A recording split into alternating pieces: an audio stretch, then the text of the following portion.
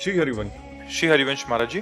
महाराज जी, 84 लाख योनियों को भोगने में कितना समय लगता है? कोई निश्चित अरे समय भैया है क्या? कोई इसका हिसाब कोई ऐसी ऐसी योनियां 10-10 हजार वर्ष तक एक ही योनि में।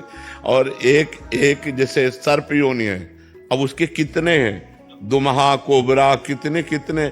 अब उसके तो ब्रह्मा जी से बात करनी पड़ेगी हमारे पास तो उसका लेखा जोखा है नहीं, ब्रह्मा जी से बात करनी पड़ेगी, वो बनाते उनको पता होगा, अपने को तो पता नहीं, अपने तो ब्रह्मा के बनाए हुए इसलिए तो अपने को कोई अनंत माया भगवान की है, अनंत योनि।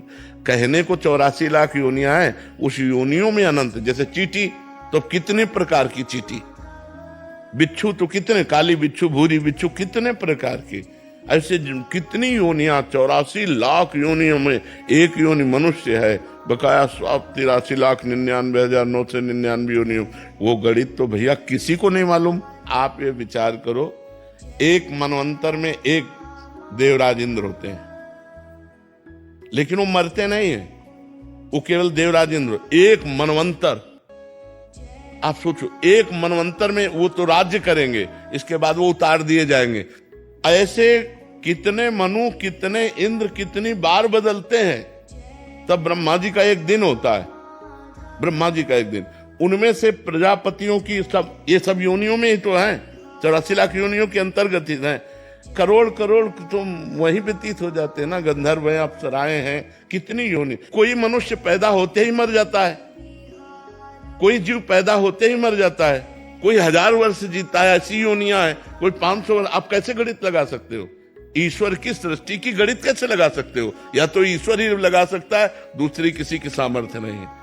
तभी हमने कहा ब्रह्मा जी ही जान सकते हैं, क्योंकि उन्होंने ही रचा, दूसरे की किसी की बात नहीं है। अनंत माया भगवान की, अनिर्वचनीय माया भगवान की है। इसीलिए आगे जाने की इच्छा है क्या?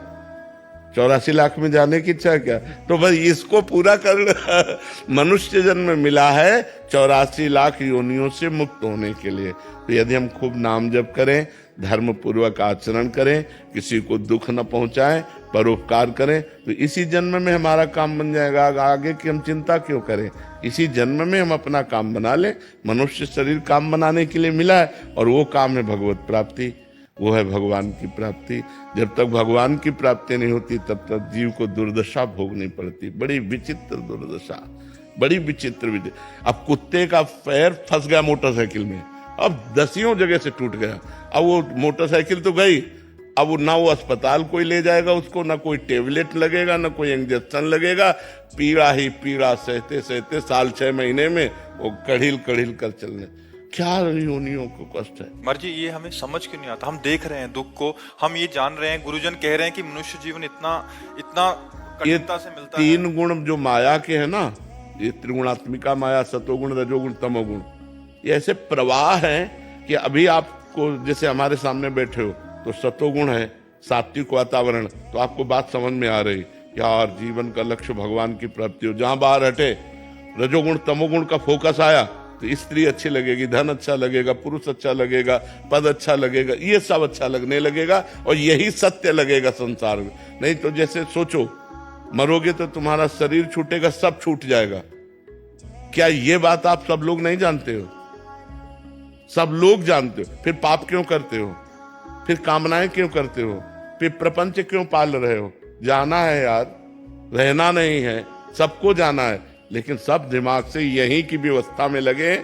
वहां की व्यवस्था कोई नहीं कर रहा है, कोई बिरला वहां की व्यवस्था सोच रहा होगा। नहीं, अगर हम जब तप भी कर रहे तो ये कह रहे हमारा लड़का बहू अच्छा रहे, हमारा बेटी दामाद अच्छा रहे, हमारी ये कामना पूर्ण हो जाए, हमारा वो काम पूरा हो जाए, बस इसी में हम लगे हुए। और यहाँ का कभी महाराज जी, देखी जाएगी जो होगा, कल किसने देखा, आज भोग लो। आज तो जब देखने को मिलता है तब देखने लायक नहीं रहते। कर्मों का फल बड़ा विचित्र है, इसलिए डरो, पाप कर्म मत करो, भगवान का नाम जप करो। अन्य योनियों में बहुत दुख है। अब जैसे अपने कांटा गड़ जाए तो अपने निकाल सकते हैं, ज्यादा पीड़ा है तो दवा ले सकते हैं, लेकिन पशु के कुछ नहीं है। अपने तो पानी की बोतल लिए घूम रहे, वहां कहाँ पानी है? जंगल में मान लो कोई सरोवर है, वो सूख चुका है, अब वो प्यासा घूम रहा है, प्यासा घूम रहा है, पानी कहाँ से उसे प्राप्त हो? पशु पक्षी हैं, बड़े बड़े कष्ट में जीवन है। आप क्या समझते हो? बड़ा कष्ट में जीवन है, और मनुष्य के हाथ पड़ गया तो भूंज के खा गए। मनुष्य रूपी राक्षस ऐसे हैं कि दिन भर मेहनत करते हैं और शाम के मुर्गा मुर्गी खाते हैं। भी खाते थे, लेकिन जब से आपका सत्संग सब कुछ छोड़ दिया। हाँ भैया, बहुत पाप कर्म। किसी जीव के मांस को खाना मतलब अपनी दुर्गति कर लेना है। शराब पीना, मांस खाना, पराई स्त्री से बेविचार करना, पराये धन को हड़पना, यही तो दुर्गति के कारण है। इन्हीं के कारणों से तो हम 83,99,999 योनियों में जाते हैं। इसलिए खूब भजन करो, किसी गलत आचरण में हम ना जाएं। रोहन जी, राधे राधे महाराज जी।